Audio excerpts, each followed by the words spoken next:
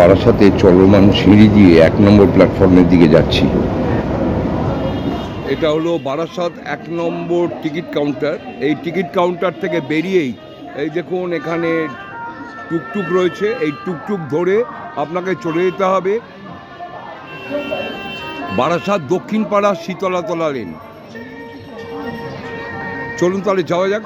দক্ষিণ পাড়া শীতলাতলা যাবো। এটা ভাড়া কত? আপনি একা যান 20 টাকা নেবে। আচ্ছা, এটা রিজার্ভ করে যান 80 টাকা বা 70 টাকা ওখানে। 70 টাকা ভাড়া। ঠিক আছে, চলুন। হ্যালো, নমস্কার। আমরা চলে এসেছি বারাসাত দক্ষিণ পাড়া শীতলাতলা লেনে।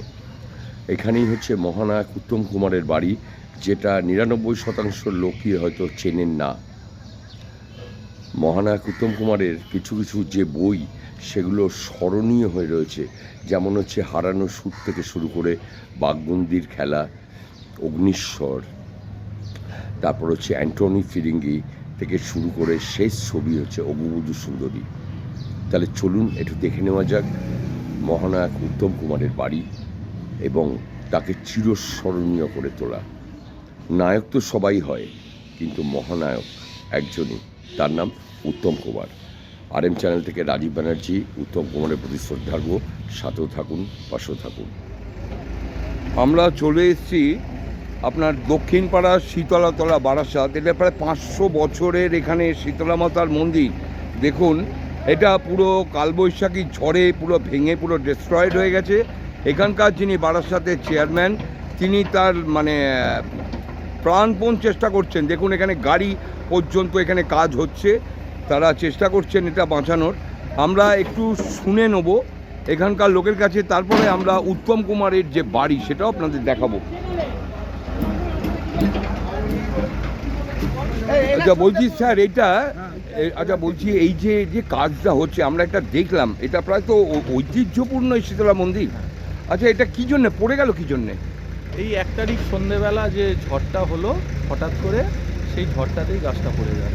আচ্ছা আচ্ছা, আরেকটা কথা আপনার জানতে চাইছি, যেটুকুনি আমাদের কাছে যেটুকুনি খবর, যে এই অশ্বত্থ গাছের এখানে নাকি উত্তম কুমার নাকি এখানে বসতেন, ছোট বয়সে তার খেলাধুলো পর্যন্ত ছিল।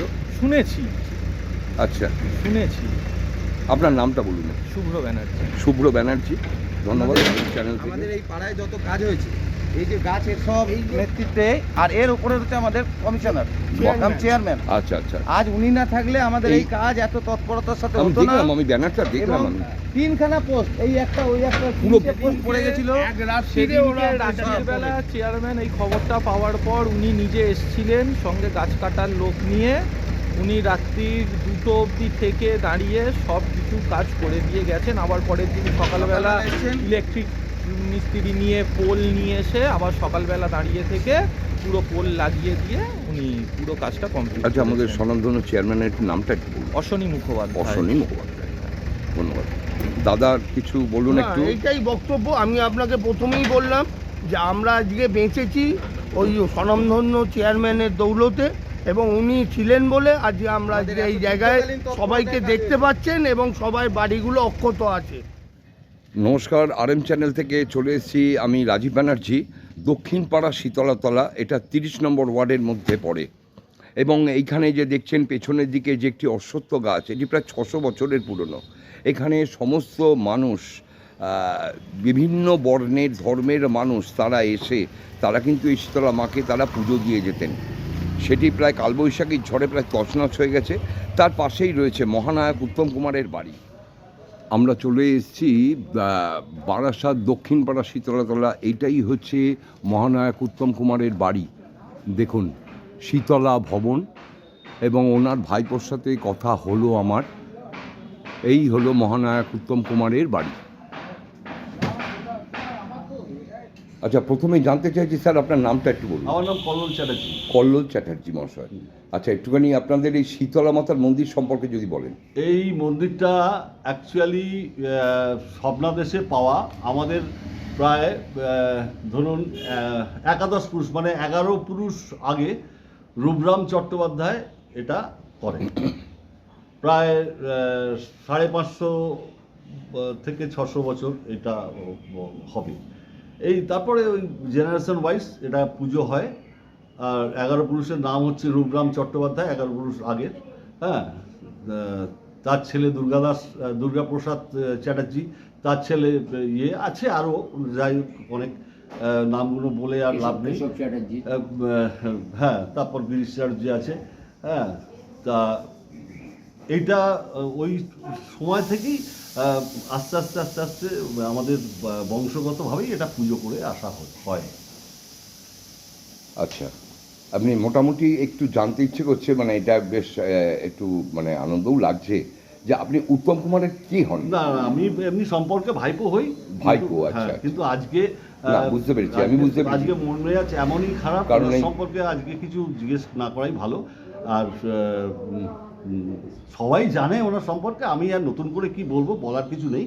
আর ওনার এ তো আছে আমাদের সম্পর্কে খুঁড়তুতো কাকা হন। আমরা বারাসাত দক্ষিণপাড়া শীতলাতলা মন্দিরের একটা অলৌকিক আমরা ঘটনা কল্লোল চ্যাটার্জি মহাশয়ের কাছ থেকে শুনে নেবো। এখানে আমাদের এখানে মুসলিমদেরও যদি কোনো পক্স হয় বা হয়, তারাও এখানে এসে পুজো দিয়ে যায়। আমরা ছোটো বয়স থেকে দেখে আসছি মুসলিমরাও এখানে আসে। এই সেদিনও একজন একটা নতুন গাড়ি কিনেছে, একটা মুসলিম ফ্যামিলি, তার ফ্যামিলি নিয়ে এসে পুজো দিয়ে গেছে। এখানে হিন্দু মুসলমান বলে কোনো রকম কোনো আমাদের এখানে হয় না, সবাই এসে পুজো দেয়। এবং 3-4টে গ্রামের লোক আসে, ওদিকে মোল্লাপাড়া, ওদিকে কাজীপাড়া, এদিকে আরেকটা মোল্লাপাড়া আছে, ঘোষপাড়া আছে, সবাই আসে এখানে। আমাদের এখানে মন্দিরে কোনো জাতিভেদ বা কিছু নেই। ধন্যবাদ, অজস্র ধন্যবাদ আরএন চ্যানেল থেকে। এটা মানে এটা হচ্ছে আমাদের একটা বিরাট বৈশিষ্ট্য। এবং যারা গাছ কাটছে তারাও কিন্তু আজকে মুসলমান, এবং শিবের এটা বার করে দিচ্ছে তারাও কিন্তু আজকে মুসলমান। শিবের দেখলাম একটা পাশে একটা রয়েছে, তারাও মুসলমান। এটাও কিন্তু মাথায় রাখতে হবে। এটা কিন্তু আমরা অ্যালাউ করি, শুধু নয়, তারা আসে এবং মুরগির বাচ্চা দিয়ে পুজো দিয়েও যায়, যা গায়ে পক্স বেরোলে যেতে। বা হিন্দুরা যেরকম ওই আপনার ফলই মাছ দিয়ে পুজো দেয়, মানে ঠান্ডা বলে, ওরা ওই দিয়েও আগে যেত। খুব ভীষণ এটা খুব জাগ্রত ছিল, জাগ্রত। Thank you. জানি না কতদিন রাখতে পারবে আমাদের ফ্যামিলি এটাকে, মানে রাখার মতো, সেটা জানি না। খুব জাগ্রত।